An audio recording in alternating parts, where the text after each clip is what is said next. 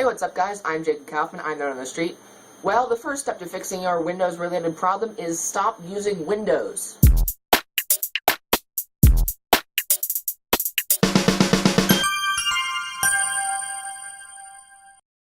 So a lot of times people will drop their computers off to me to fix, like this laptop right here I am fixing for somebody else. And a lot of times it's a software issue, you know, nothing's wrong with the hardware. They say, oh, I'm getting the blue screen, and they're all, you know, oh my god, and, you know, you could take it to Best Buy, but sometimes people, you know, let me fix it, and I get it done in, like, 10 minutes. You know, you still have to do a lot after those 10 minutes to, I'll explain later, but, you know, people ask me, how do you fix Windows computers so quickly and easily? Like, I get the computer, and I usually don't even need a diagnostic. Usually I'll try and start it up anyway just to see what happens, but usually I don't even need to know what's wrong with it to know what I'm going to do to fix it. So yeah, once again, I'm talking about software bugs here. You know, my wireless won't connect, it used to connect, even hardware bugs. You know, really anything, a computer that runs Windows that somebody else owns, they obviously are going to want to use Windows, and they're going to want their files backed up and saved, and a lot of times they don't back up. How do I fix that? Well, here's what I do. I have a disk here. This is Fedora Linux version 14. Pretty much any live Linux installation will do for step 1. And Linux installation, live Linux installations are ones that you can, you know, put a disk into the computer, plug a flash drive in, and boot into a Linux operating system from that disk. That is what a live operating system means. So I'll grab my favorite live OS that I have is Fedora Linux version 14. It's a little bit older, it's running GNOME 2, it starts up nice and quickly. So yeah, I put that in and I boot that up, and that gives me full access to the hard drive. Unless, of course, it's encrypted, but a lot of times it's not encrypted. If you have a password on your Windows hard drive, more often than not, I can just pop this disk into your computer, access every single user file, every single system file, anything at all, just by, you know, putting in one of these. And that's a pretty big security flaw. That's why I always encrypt my hard drives, and more importantly, I usually use Linux.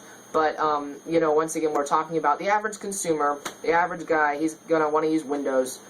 So yeah, step 1, I put that in. It gives me full access to the hard drive. And once again, if it doesn't, then that's a hardware error, not a software error. And we're talking about just Windows-specific issues. You know, crashed hard drive, no, that's not a Windows-specific issue. But, you know, yeah, blue screen, there's like some faulty driver, or you got a virus. Viruses, this, I get a lot of questions about. I do the same thing, no matter what it is.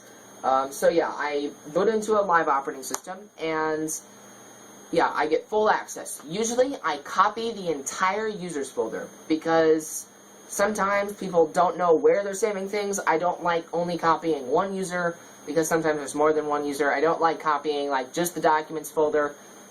Some people don't even know where they save things to. So I usually don't copy the program files folder. I used to, and with Windows 8 doesn't have a registry, I might start doing it again.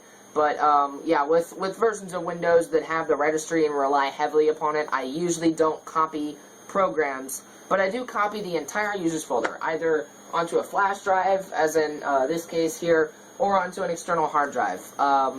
So yeah, I just, yeah, copy the entire users folder over. The next thing I do is, I don't usually reformat unless I need to, unless I'm just thinking about it, but I reinstall Windows. In this case, the computer had a factory reset partition on it, so I used that. But, you know, sometimes they don't have factory reset partitions, so I just, you know, I've got my Windows disk right here, and, you know, I'll just reinstall Windows. I'll just wipe the entire hard drive clean, and actually, yeah, I usually do repartition it when I'm reinstalling, but But yeah, just wipe the entire thing. I don't try and fix it. I just get whatever the user needs off of the computer, and then I wipe it.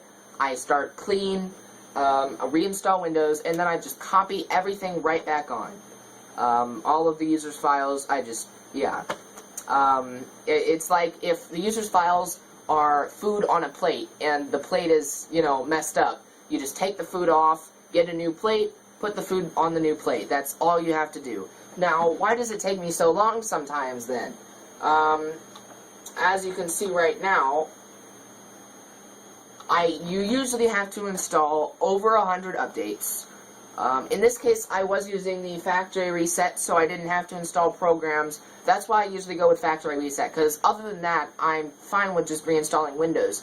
But factory reset gives you all the same programs that the computer used to have. So, yeah. So, reinstall programs, and then, of course, copying or moving all of the user's files back on to the new installation of Windows. So, yeah, you've probably done this or heard about this or at least thought about this before if you're an experienced user, but this is just for people who are just in awe after I am able to fix a computer with a virus that's been broken for years because of the virus in 30 minutes. That's how I do it. Just copy the files off, reinstall Windows, copy the files right back on. Sorry this video is kind of short. I'm just trying to think of some to get out. I'll be doing a Nexus 7 review very soon. Maybe some Windows 8 stuff. Once again, please comment in the section below if you have any questions or anything about the Nexus 7 or Windows 8, anything at all, or any questions at all. I really don't get a lot of subscriber interaction on this channel very much right now. I'd like that to change. Also, head on over to my website at nerdonthestreet.com. That's new.